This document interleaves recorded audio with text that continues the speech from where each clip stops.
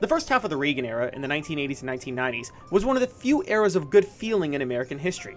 Why are people so nostalgic for it? This period coincides with the election of Ronald Reagan in 1980. With it became the period of Reaganomics, the fall of the Soviet Union, and the increase in assets for the average American family.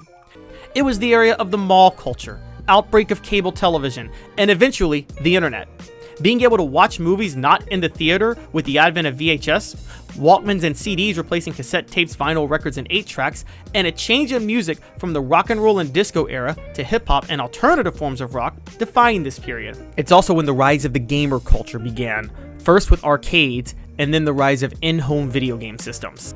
The sports world also had a dramatic growth in popularity, with the Super Bowl effectively becoming a national holiday, baseball still rolling and hitting a new level of fun in the late 90s with the home run chase, and the NBA becoming a major league in its own right, first with the Larry Bird-Magic Johnson rivalry of the 1980s, and Michael Jordan becoming the most universally beloved athlete in real time in the 1990s since Ruth was in the 1920s.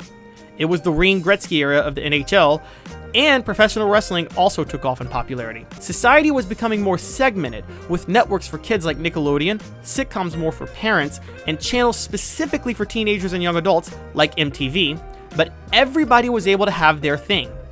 Urban revival also happened during this time as well. New York City had transitioned from one with a bad reputation from crime in the 70s to the ultimate cosmopolitan hub of the 1990s. Black home ownership was rising, and women finally had basic rights like the ability to obtain a credit card.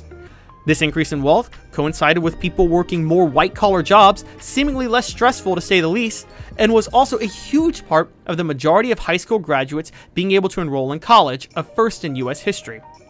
It was only more solidified with the Cold War ending in 1991 as the USSR dissolved under George H.W. Bush, but there's no doubt that this era peaked under Bill Clinton after the early 90s recession ended. Some historians actually called this era the end of history during the time, the belief that the US had perfected capitalism and democracy with the fall of the Soviet Union, and that the rest of the world would naturally follow suit.